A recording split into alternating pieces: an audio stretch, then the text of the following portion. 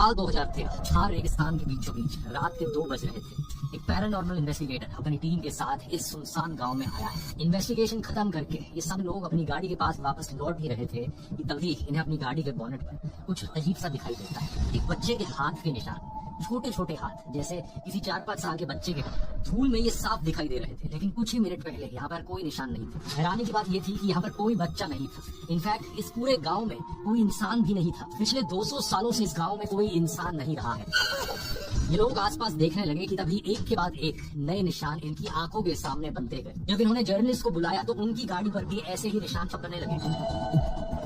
ये कोई horror movie की स्क्रिप्ट नहीं है, ये एक एक्चुअल गांव है राजस्थान के थार डेजर्ट में, जैसलमेर से सिर्फ 17 किलोमीटर दूर कुलधरा गांव। इसे इंडिया का मोस्ट हॉन्टेड विलेज कहा जाता है। इस गांव में 400 से ज्यादा घर हैं, पूरी स्ट्रीट्स बनी हुई है, मंदिर है, कुएं हैं, दीवारें हैं, दरवाजे हैं, सब कुछ है, बस इंसान नहीं है। कहा जाता है कि गांव में औरतों की चीखें सुनाई देती है, सर कटा धड़ चलता हुआ दिखता है। एक आदमी देखा तो उसका सिर है ही नहीं, बिल्कुल है नहीं। खाना बनने की स्मेल आती है। तो पूरा बंजर एरिया। आज भी आप जाओ तो कभी कभी लोग कहते हैं कि खाने बनने की स्मेल। इस गांव में टूरिस्ट आते तो हैं खंडरों को देखने, लेकिन रात होने से पहले ही सब वापस लौट जाते हैं, क्योंकि यहाँ पर रात को रुकना मना है। कहा जाता है कि लगभग 200 साल पहले कुलधरा एक हंसता खेलता गांव था, और फिर एक दिन अचानक से गांव के सारे लोग गायब हो गए, बिना किसी आवाज के, बिना किसी निशान के, जैसे किसी ने रात में बटन दबाया और हजारों लोग अचानक से वैनिश हो गए। नमस्कार दोस्तों, कुलधरा के सच तक पहुंचने के लिए आपको पहले एक इंसान के बारे में जानना होगा। एक ऐसा इंसान जिसके नाम से पूरा जैसलमेर कांपता था। ये बात है अर्ली 1800 की। जैसलमेर उस समय एक प्रिंसली स्टेट था, राजाओं का शासन होता था, लेकिन एक्चुअल ताकत दीवान के पास थी, बेसिकली प्राइम मिनिस्टर समझ लो। और जैसलमेर का दीवान उस वक्त था सालिम सिंह, बेहद क्रूर और जालिम। लेकिन सालिम सिंह हमेशा से ऐसा नहीं था। उसकी कहानी भी एक ट्रेजेडी से शुरू होती है। सालिम सिंह के पिता स्वरूप सिंह भी जैसलमेर के दीवान थे, लेकिन रॉयल ऑफिशियल्स ने उनके साथ धोखा किया और उनकी हत्या करा दी। सालिम सिंह इस वक्त केवल 11 साल का था, और एक 11 साल के बच्चे ने अपने पिता को मरते देख किसी चीज ने उसके मन में बदले की आग भर दी। कुछ साल बाद जब सालिम सिंह खुद दीवान बना तो उसने क्रूरता की सारी हदें पार कर दी। जो उसकी बात ना माने वो उसे मौत के घाट उतार देता था। कहा जाता है कि अकेले सालिम सिंह ने जैसलमेर में इतने लोगों की जान ली जितने सभी दुश्मनों ने मिलाकर नहीं। उसकी टैक्सेशन पॉलिसीज इतनी ब्रूटल थी कि किसानों और व्यापारियों का जीना मुश्किल हो गया। अपने एक्सटॉर्शन के चलते सालिम सिंह ने एक समय पर 2 करोड़ रुपए जमा कर लिए थे। सोच कर देखो, उस जमाने के 2 करोड़ रुपए। उसकी हवेली जैसलमेर की सबसे शानदार इमारतों में से एक थी। जैसलमेर के राजा भी उसके सामने कुछ न कर सके। राजा रावल मूलराज उसके हाथों में एक पपेट की तरह थे। सही मायनों में देखा जाए तो जैसलमेर का असली शासक सालिम सिंह ही था। और ये कोई कहानियां नहीं है दोस्त, ये एक्चुअल हिस्ट्री है जो उस वक्त के ब्रिटिश ऑफिसर्स ने अपने ऑफिशियल सरकारी डॉक्यूमेंट्स में रिकॉर्ड करी थी। इसकी एग्जैक्ट टाइमलाइन इतनी क्लियर नहीं है, लेकिन ये सारी घटनाएं 1790 से 1820 के बीच की है। इस सब के बीच में दोस्तों सालिम सिंह की नजर पड़ती है एक गाँव पर जिसका नाम था कुलधरा। कुलधरा की कहानी शुरू होती है 13वीं सदी में, जब राजस्थान के ही पाली डिस्ट्रिक्ट से भागकर बहुत सारे ब्राह्मण जैसलमेर आए और यहाँ इन्होंने 84 गांव बसाए। क्योंकि ये लोग पाली डिस्ट्रिक्ट से आए थे, इसलिए इनका नाम पड़ा पालीवाल ब्राह्मण, और जैसलमेर में इनका सबसे इम्पोर्टेंट हब बना कुलधरा गाँव। अब जरा इस जगह की ज्योग्राफी को ध्यान से देखिए। थार डेजर्ट इंडिया का सबसे बड़ा डेजर्ट है। टेम्परेचर समर्स में 40 से 50 डिग्री से ऊपर जाते हैं। बारिश ऑलमोस्ट ना के बराबर होती है, और जहाँ तक नजर जाए वहाँ तक रेत के टीले ही नजर आते हैं। ऐसी जगह पर कोई भी नॉर्मल इंसान रहने की कभी नहीं सोचेगा, लेकिन पालीवाल ब्राह्मण ने कुछ ऐसा किया जिसकी आज भी साइंटिस्ट तारीफ करते हैं। इन्होंने एक revolutionary water harvesting system develop किया, खडीन सिस्टम। डायग्राम में देखो कितने इंटरेस्टिंग तरीके से इसमें हिल स्लोप्स का इस्तेमाल किया जाता है पानी को कलेक्ट और स्टोर करने के लिए, इस हद तक कि रेगिस्तान का रेत भी उपजाऊ जमीन में बदल जाता है। बारिश के समय में यहाँ इस एरिया में पानी कलेक्ट किया जाता है और धीरे धीरे अगले कुछ महीनों में ये नीचे सीप होते रहता है। जब तक सर्दियों का मौसम आता है और ऊपर का पानी इवेपोरेट हो जाता है, तब तक ये जमीन इतनी न्यूट्रिएंट रिच हो जाती है कि यहाँ पर फसलें उगाई जा सकती है। ये कुछ ऐसा ही था जैसे कि कोई सहारा डेजर्ट में राइस फार्मिंग करने लग जाए। इस सिस्टम की मदद से रेगिस्तान के बीचों बीच कुलधरा के लोग साल में 2 फसलें उगाते थे। और सिर्फ खेती ही नहीं, पालीवाल ब्राह्मण ट्रेड और बैंकिंग में भी एक्सपर्ट। कुलधरा जैसलमेर और सिंध के ट्रेड रूट पर था, तो पूरे राज्य का ट्रेड उनके हाथों से होकर गुजरता था। नतीजा ये कि जहाँ पर कुछ नहीं होना चाहिए था, वहाँ पर इन्होंने एक ऐसी सिविलाइजेशन खड़ी करी कि एक समय पर कुलधरा जैसलमेर सिटी से ज्यादा प्रॉस्परस था। इन पालीवाल ब्राह्मण के पास जैसलमेर के राजाओं से भी ज्यादा दौलत थी। अब सवाल ये उठता है कि एक ऐसी जगह जहाँ पर इतनी दौलत थी, फर्टाइल जमीन की इतनी स्ट्रॉन्ग कम्युनिटी थी, कि सब अचानक से एक रात को कैसे बदल गए। कहानी ये है कि सालिम सिंह की नजर कुलधरा के विलेज चीफ की बेटी पर पड़ गई। वो उससे शादी करना चाहता था और धमकी दी कि अगर गांव वालों ने ऐसा नहीं किया तो वो उसे जबरदस्ती उठाकर ले जाएगा। बाद में सालिम सिंह ने गांव को एक अल्टीमेटम दिया कि अगर पालीवाल ब्राह्मण ने लड़की को एक दिन में उसे नहीं सौंपा तो वो पूरे गाँव को मौत के घाट उतार देगा। अब देखा जाए तो इन लोगों के पास ज्यादा ऑप्शंस नहीं थे। पहला तो ये कि लड़की को सौंप दो, दूसरा ये कि सालिम सिंह से लड़ने की कोशिश करो, जो कि प्रैक्टिकली इम्पॉसिबल था क्योंकि इनके पास कोई अपनी आर्मी नहीं थी। इसलिए पालीवाल ब्राह्मण्स ने तीसरा ऑप्शन चुना, ऐसा ऑप्शन जिसकी ना सालिम सिंह को उम्मीद थी ना किसी और को। एक ऐसा ऑप्शन जो आज 200 साल बाद भी लोगों को शॉक कर देता है। विक्रम संवत 1882 में श्रावण महीने की पूर्णिमा यानी 29 जुलाई 1825 की रात को सभी गाँव छोड़कर चले गए। और सिर्फ कुलधरा नहीं, उसके आसपास जो 83 गांव और थे पालीवाल ब्राह्मण के, ये सारे गांव उसी रात खाली हो गए। इन गांव में 20,000 घर थे, लगभग 80,000 लोग रहते थे और ये सब एक ही रात में गायब हो गए।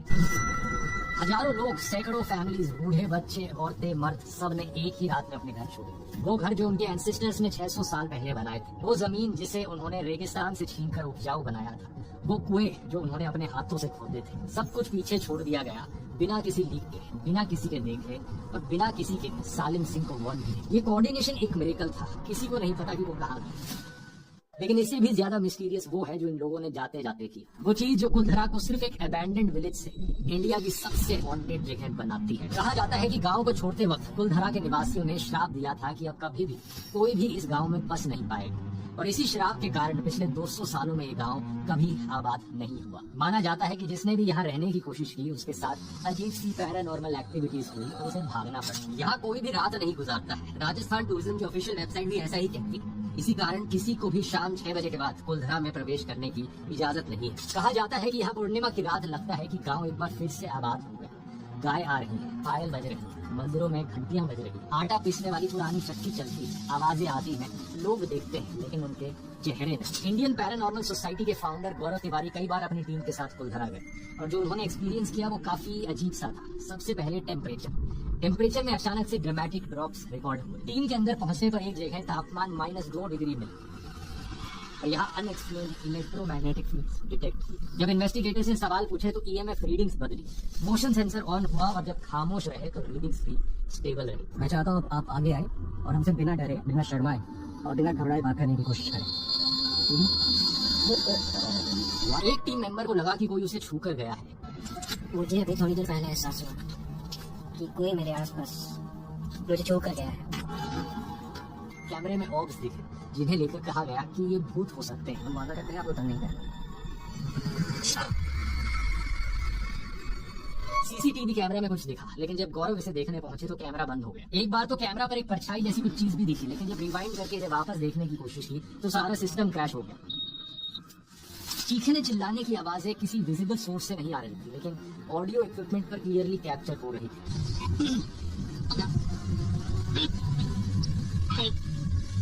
मैंने जो बोला था इसका आंसर है। और यहीं पर वो घटना भी होती है जिसकी मैंने वीडियो के शुरू में बात करी थी। वहाँ खड़ी गाड़ियों पर अचानक से बच्चों के हैंडप्रिंट्स दिखने लगते हैं। एक ऐसे सुनसान गांव में जहाँ कोई इंसान नहीं रहता, कोई बच्चा नहीं रहता। गौरव तिवारी ने अपनी फाइंडिंग्स को समराइज करते हुए कहा कि उन्होंने ऐसी सिग्निफिकेंट एनोमलीज कलेक्ट की जो सजेस्ट करती हैं कि कुलधरा में कुछ ऐसा हो रहा है जिसे सिंपल साइंटिफिक थ्योरी से एक्सप्लेन नहीं किया जा सकता। अब सवाल यह है दोस्तों कि आखिर क्या है इसकी सच्चाई। कुलधरा की कहानी में जो कैरेक्टर्स हैं वो असली हैं, उनका एक्चुअल हिस्टोरिकल रिकॉर्ड एग्जिस्ट करता है। दीवान सालिम सिंह रियल में था। गैजेटर ऑफ द जैसलमेर स्टेट में साफ लिखा है कि सालिम सिंह ने अपनी एट्रोशियस पॉलिसी से पालीवाल ब्राह्मण को जैसलमेर स्टेट से भगा दिया। ये ब्रिटिश ऑफिसर्स के शब्द हैं जो उस वक्त के ऑफिशियल सरकारी डॉक्यूमेंट्स में रिकॉर्डेड है। पालीवाल ब्राह्मण की कहानी भी असली है, जो उन पर अत्याचार हुआ वो भी सच है। बस एक चीज है इस पूरी कहानी में जिसका कोई हिस्टोरिकल प्रूफ एग्जिस्ट नहीं करता, वो विलेज चीफ की बेटी वाली कहानी। किसी भी किताब, डॉक्यूमेंट, शिलालेख या रॉयल डिक्री में ऐसी किसी भी कहानी का जिक्र नहीं किया गया है। कहानी का ये स्पेसिफिक हिस्सा एक फोकलोर है।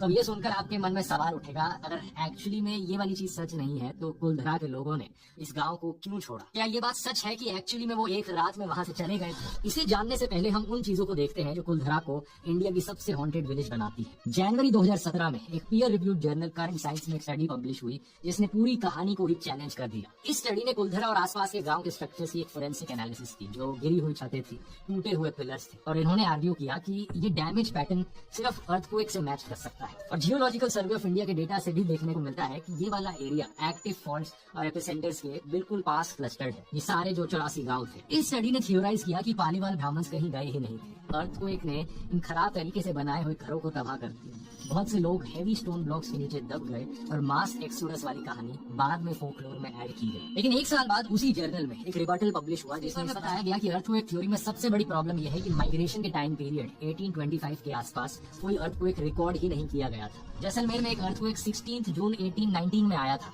यानी माइग्रेशन से 6 साल पहले, और अगला वाला 4 अप्रैल 1905 में आया, माइग्रेशन के 80 साल बाद। तो अगर अर्थक्वेक से लोग मरे तो ये अर्थक्वेक आया कब? दूसरा, अगर अर्थक्वेक आया था तो आसपास के नॉन पालीवाल गांव को भी डैमेज होना चाहिए था, लेकिन किसी भी नेबरिंग विलेज में ऐसा डेविस्टेशन रिपोर्ट नहीं किया गया। अर्थक्वेक्स कभी सेलेक्टिव नहीं होते कि इसका असर इसी गांव पर पड़ेगा औरों पर नहीं होगा। तीसरा और सबसे ज्यादा कन्विंसिंग आर्गुमेंट ये है कि कुलधरा की दीवारें आज भी एक दूसरे के कांटेक्ट में हैं। अगर इतना भयानक अर्थक्वेक सही में आया होता तो इन दीवारों में क्रैक्स दिखते, गैप्स बनते, लेकिन ये दीवारें आज भी अलाइंड हैं। इस पेपर ने कंक्लूड किया कि अर्थक्वेक्स ने बाद में स्ट्रक्चर्स को जरूर डैमेज किया होगा, लेकिन अचानक से लोगों का गांव छोड़कर जाना, उसके पीछे वजह अर्थक्वेक्स नहीं हो सकते। तो सवाल ये है कि फिर आखिर क्या था कारण? यहाँ पर एक ऐसा फैक्टर है जिस पर ऑलमोस्ट सब एग्री करते हैं, वाटर क्राइसिस। कुलधरा की प्रॉस्पेरिटी की फाउंडेशन थी पानी। रेगिस्तान में फार्मिंग, ट्रेड, बैंकिंग, ये सब इसीलिए पॉसिबल था क्योंकि पालीवाल ब्राह्मण्स ने पानी का जुगाड़ कर लिया था। लेकिन सच बात ये थी दोस्तों कि इतना सोफिस्टिकेटेड सिस्टम बनाने के बावजूद भी ये सिस्टम अल्टीमेटली मॉनसून में हो रही बारिश पर डिपेंड करता था। और थार डेजर्ट में रेनफॉल हमेशा से अनप्रेडिक्टेबल रही है। कुलधरा के पास बहने वाली एक काक नदी है, उस पर लगभग 300 साल पहले ही बांध बना दिया गया था, जिससे वो धीरे धीरे सूख गए। एनजीओ जैसलमेर विकास समिति के सेक्रेटरी प्रकाश व्यास के मुताबिक यही एक बड़ा कारण हो सकता है कि लोगों ने ये जगह क्यों छोड़ी। जब तक नदी थी तब तक ग्राउंड वाटर रिचार्ज होता रहा था, कुएं भरते रहे थे, लेकिन जैसे ही नदी सूख गई तो सब गायब हो गया। अलीगढ़ मुस्लिम यूनिवर्सिटी के प्रोफेसर सैयद अली नदीम रिजावी की रिसर्च बताती है कि 1815 तक कुलधरा के ज्यादातर कुएं सूख चुके थे। कुएं सूखने की वजह से खेती इम्पॉसिबल होती जा रही थी और इसी वक्त पर सिक्योरिटी की कमी के कारण ट्रेड भी बंद हो चुका था। इसकी वजह से कमाई के सोर्सेज भी कम हो रहे थे और इस सिचुएशन में कुलधरा जो जैसलमेर से भी ज्यादा वेल्दी था,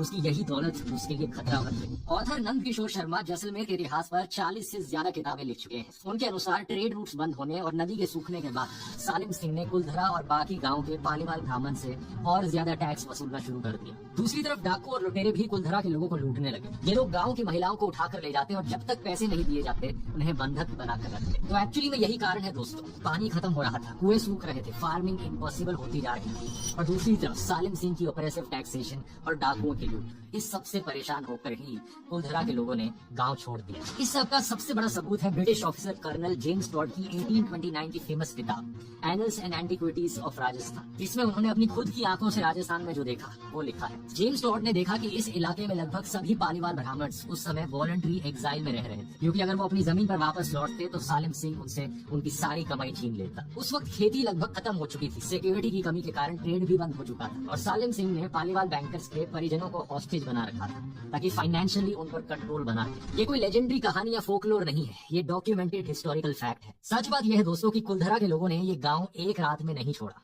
15 से 17 सेंचुरी में अपने पीक पर कुलधरा की पॉपुलेशन थी 1588 लोगों की, लेकिन ब्रिटिश ऑफिसर जेम्स टॉड ने 1815 में कुलधरा की पॉपुलेशन बताई है अपनी किताब में 800 लोगों की। यानी सपोजिटली एक रात में सब गायब होने से 10 साल पहले ही पॉपुलेशन आधी हो चुकी थी। करीबन 800 लोग पहले से ही कुलधरा छोड़ चुके थे और ये डिक्लाइन 1825 के बाद भी कंटिन्यू रहता है। हिस्टोरिकल रिकॉर्ड्स में हमें देखने को मिलता है कि 1890 में भी कुलधरा में 37 लोग रह रहे थे, यानी कि 1825 के बाद के दशकों में भी कुछ लोग वहीं रहते रहे। ये ग्रेजुअल डिक्लाइन था, सब एक रात में गायब नहीं हुआ, लोग धीरे धीरे निकलते गए। कुछ लोग जोधपुर स्टेट में माइग्रेट कर गए। जोधपुर उस वक्त सालिम सिंह के इन्फ्लुएंस एरिया से बाहर था। कुछ लोग उत्तराखंड और बिहार की तरफ चले गए और जिन गांव में जाकर ये बसे आज के दिन उसकी भी पहचान है हमारे पास। ये सिर्फ और सिर्फ बेहतर जिंदगी की तलाश में वहां से निकले थे। अब आप पूछोगे कि अगर ये सब सच है तो फिर उन भूतों की कहानियों का क्या? उसका जवाब भी दोस्तों काफी सिंपल है और काफी ह्यूमन है, कंफर्मेशन बायस। जिन जगहों को पहले से वांटेड माना जाता है उन जगहों के बारे में आप जितना पढ़ते हो आपके मन में पहले ही एक कंफर्मेशन बायस बैठ जाता है। ये आपने तो हर किसी को कहते हुए सुना है कि ये जगह हॉन्टेड है, तो आपका ब्रेन वैसे ही पैटर्न्स ढूंढने लगता है। हर छोटी सी आवाज भूत बन जाती है, हर एक शैडो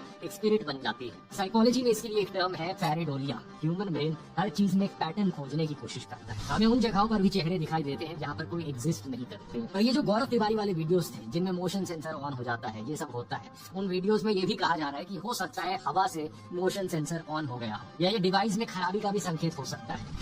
हवा का झोंका, शायद ये उपकरण में खराबी के भी संकेत हो सकते हैं। एक local tourist guide Shaitan Singh का कहना है कि कुल्धरा सिर्फ एक अबैंडन्ड प्लेस है और इवन लोकल्स खुद नहीं मानते कि ये जगह हॉन्टेड है। बस जब टूरिस्ट इसे देखने आते हैं तो ये लोकल गाइड्स उन्हें वही दिखाते हैं जो टूरिस्ट देखना चाहते हैं। जैसलमेर विकास समिति के सेक्रेटरी चंद्र प्रकाश व्यास का भी कहना है कि वो 25 साल से यहाँ आ रहे हैं लेकिन उन्हें यहाँ कोई अदृश्य शक्ति नहीं दिखी है और ना ही कोई चीख सुनाई दी है। सोमरदाव का भूत होते हैं, मेरे पिछले 25 साल में मैंने ऐसा कुछ अनुभव नहीं किया। यहाँ कहानी में एक और ट्विस्ट आता है दोस्तों कि असली वजह इन भूतों की कहानी के पीछे सिर्फ टूरिज्म नहीं है बल्कि असली वजह है खजाना। दावा किया जाता है कि कुल्धरा के खंडरों में बहुत सारा खजाना और सोना छिपा हुआ था जो पालीवाल ब्राह्मण यहीं छोड़ गए थे। इस खजाने की खोज में एक समय पर बहुत सारे चोर यहाँ आते थे और रात में खोजबीन करते थे कि उन्हें भी यहाँ कुछ मिल जाए। किसी को सोना मिला तो कोई खिड़की और दरवाजे ही चुरा लेंगे और अगर इन चोरों को चोरी करनी थी तो उसके लिए जरूरी था कि रात में कोई भी इंसान यहाँ पर आए।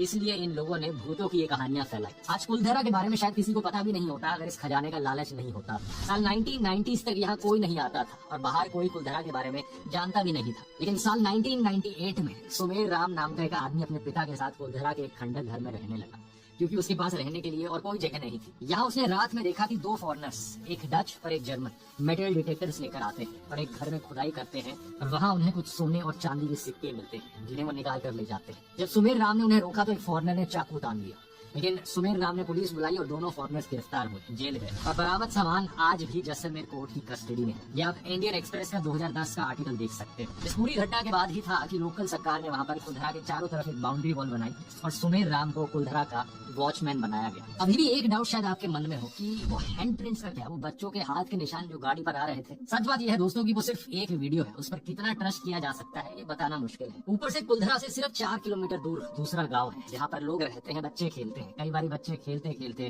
कुल्धरा भी आ जाते हैं। इवन उस गांव के हर्डर्स अपने जानवरों के साथ अक्सर कई बार बाहर निकलते हैं। इसलिए अगली बार जब आप कभी कुल्धरा जाओ तो भूतों को ढूंढने मत जाना बल्कि एक सिविलाइजेशन को सल्यूट करने जाना जिसने रेत में सोना उगाया था। बहुत बहुत धन्यवाद।